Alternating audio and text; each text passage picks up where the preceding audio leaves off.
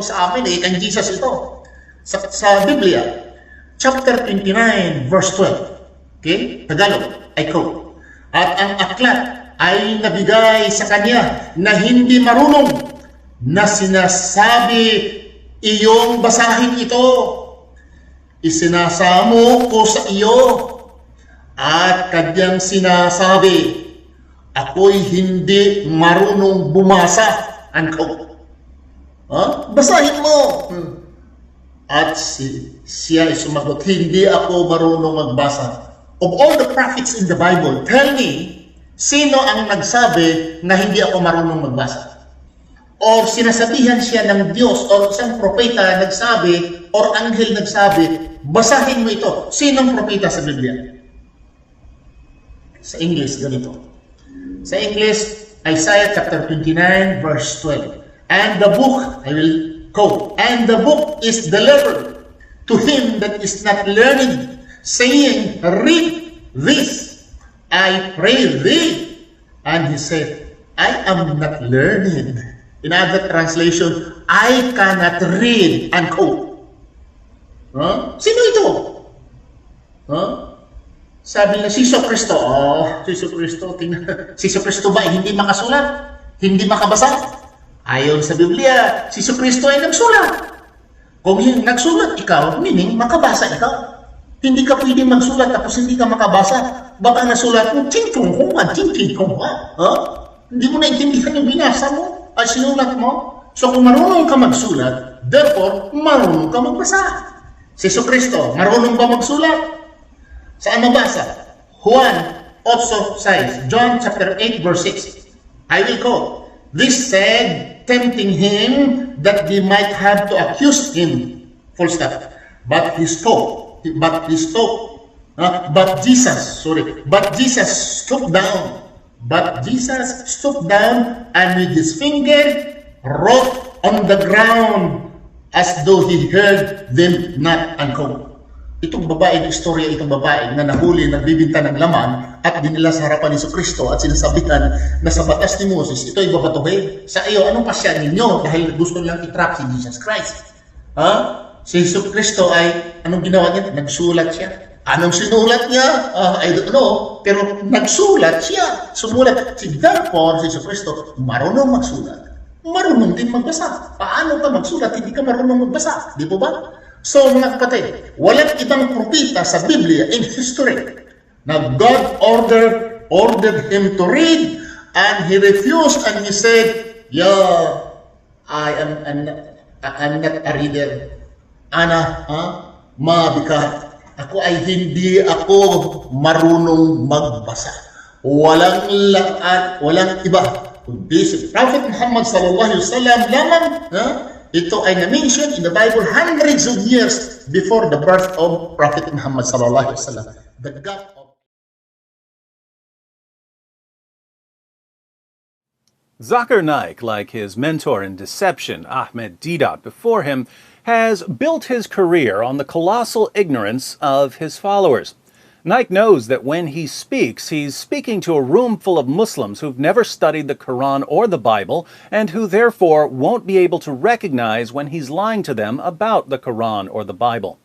The staggering stupidity of Naik's fans thus allows him to say whatever he wants, no matter how ridiculous, and the crowd will praise Allah for the lies they've been told. Unfortunately for Naik and his freakishly foolish followers, there are people like me who have studied the Quran and the Bible and who therefore know exactly when he's lying. The fun part is that Naik is so incredibly sloppy when he starts lying, he always ends up accidentally giving us yet another way to prove that Muhammad was a false prophet. Take Naik's claim that there's a prophecy about Muhammad in Isaiah 29:12.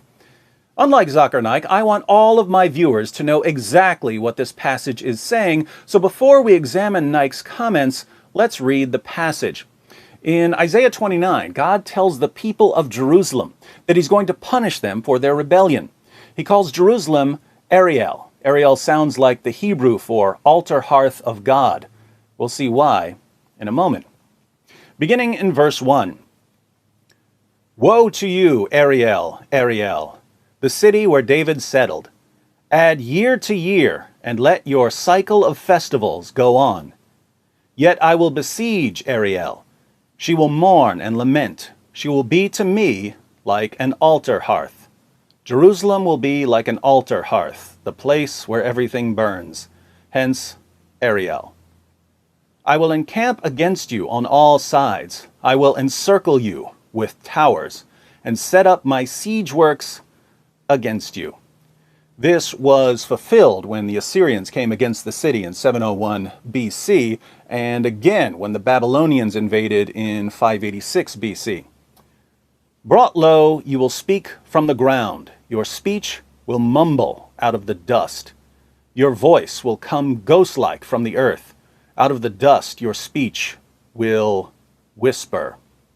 So God's going to punish Jerusalem. What's he going to do after he punishes Jerusalem? He's going to punish Jerusalem's enemies because they're under God's judgment too. Verse 5. But your many enemies will become like fine dust, the ruthless hordes like blown chaff.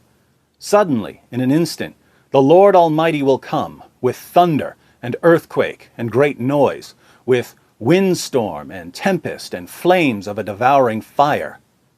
Then the hordes of all the nations that fight against Ariel, that attack her and her fortress and besiege her, will be as it is with a dream, with a vision in the night, as when a hungry person dreams of eating, but awakens hungry still, as when a thirsty person dreams of drinking, but awakens faint and thirsty still.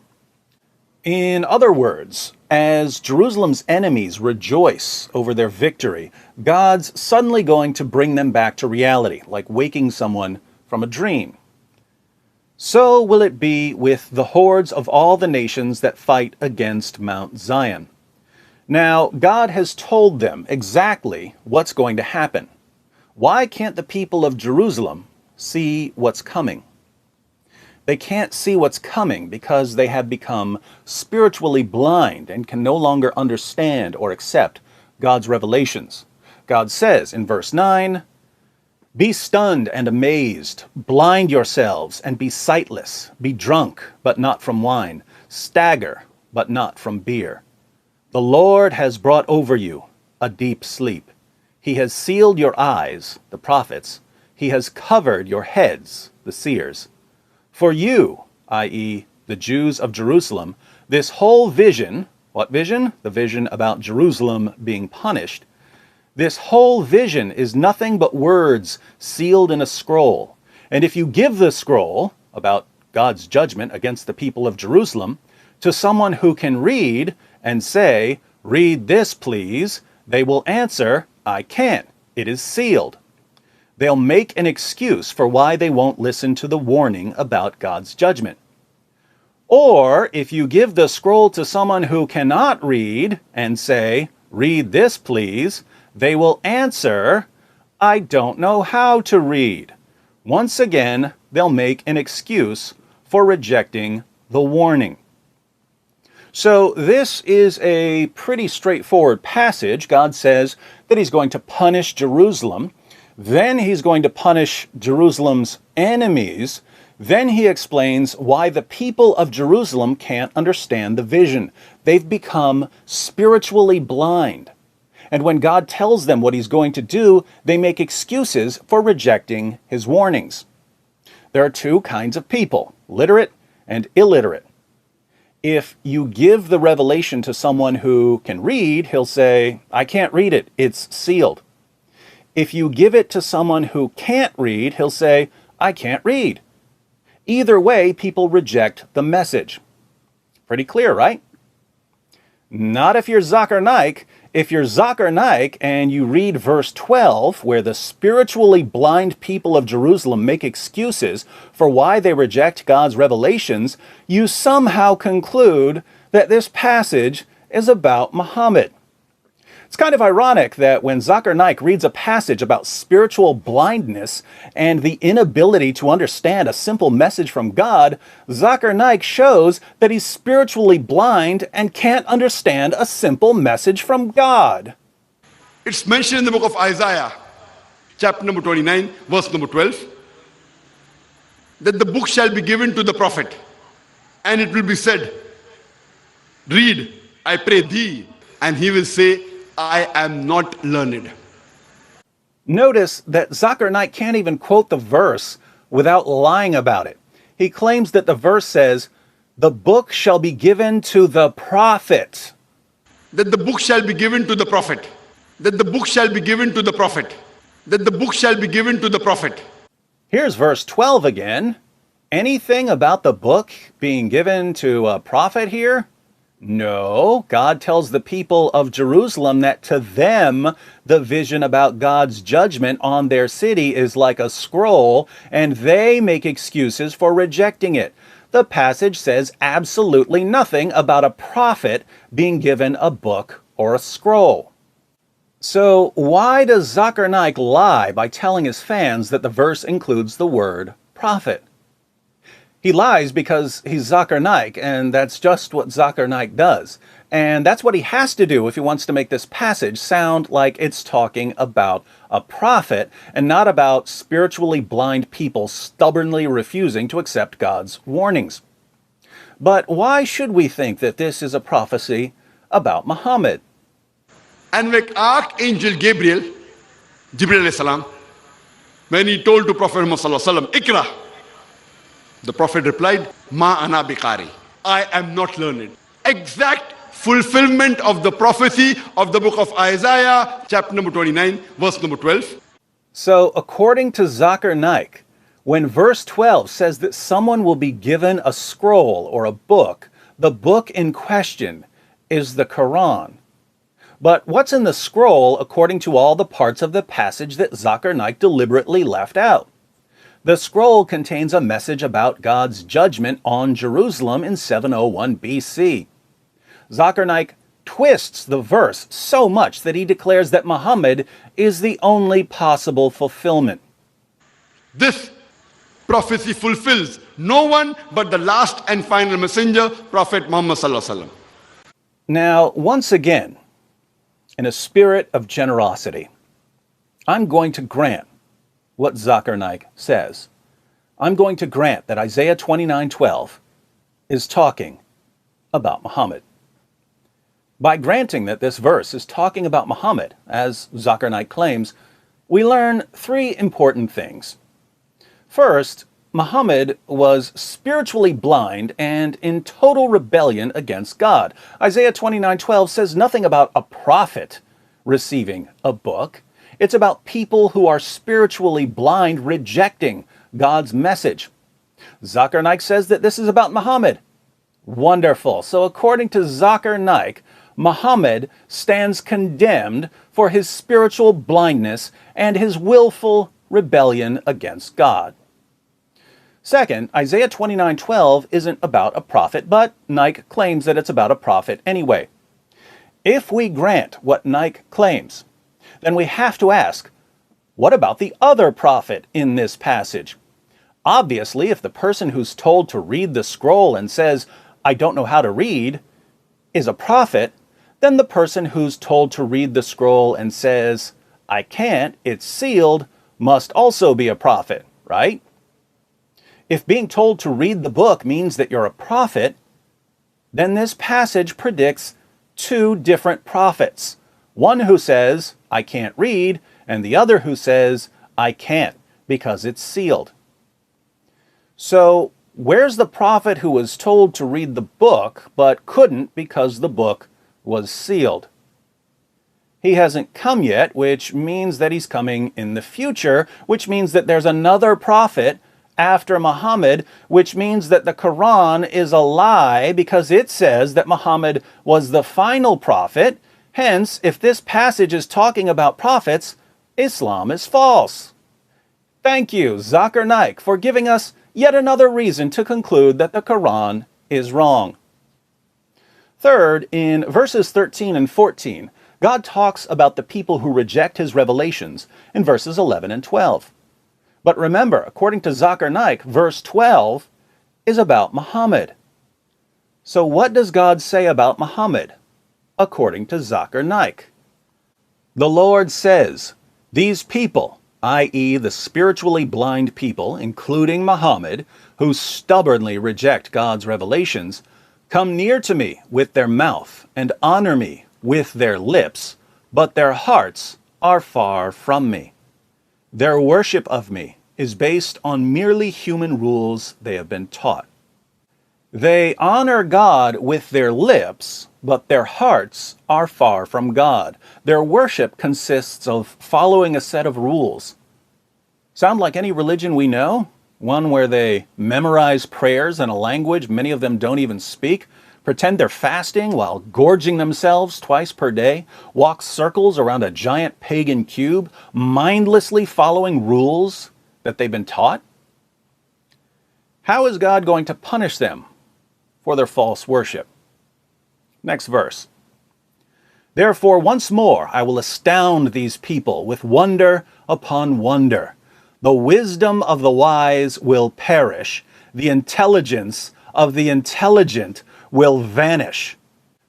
Their punishment is that the wisdom of the wise will perish, and the intelligence of the intelligent will vanish. In other words, they'll become complete morons. Now think about this, because this is just too perfect. In Isaiah 29:12, spiritually blind people use their illiteracy as an excuse for rebelling against God's warnings. Zakir Naik not only claims that this is about Muhammad, he claims that Muhammad is the only one who fulfills this prophecy. This prophecy fulfills no one but the last and final messenger, Prophet Muhammad sallallahu alaihi wasallam. God goes on to condemn the spiritually blind, illiterate rebels for worshiping God by mindlessly following a set of rules, which is precisely what Muhammad did and what he taught his followers to do. God's punishment is to remove their wisdom and intelligence, turning them into complete idiots. Zakir Naik reads this passage, and he's too stupid to realize that the passage is condemning and mocking these spiritually blind people. So Naik tells his audience, this is about Islam. This is about our prophet. This is about us. And Naik's fans are so shockingly ignorant that they shout Allahu Akbar when he tells them that a passage about spiritual blindness, rebellion, and false worship is all about Islam. And the saddest part is that when I tell Muslims what the passage actually says, and that Zakir Naik is making Muslims look like complete fools, they don't get mad at Naik. They get mad at me, forcing me to conclude that they're not really interested in truth or reality. My Muslim friends, there are only two possibilities here. Either Isaiah chapter 29 verse 12 is a prophecy about Muhammad, in which case it's not saying that he's a prophet, it's saying that he was in rebellion against God and that God judged him by giving him a lobotomy. Or Isaiah chapter 29 verse 12 is not about Muhammad, in which case we have to wonder why Islam's top apologists keep embarrassing themselves and their followers and their religion by claiming that it is. So, which is it, my Muslim friends? Let me know in the comments section.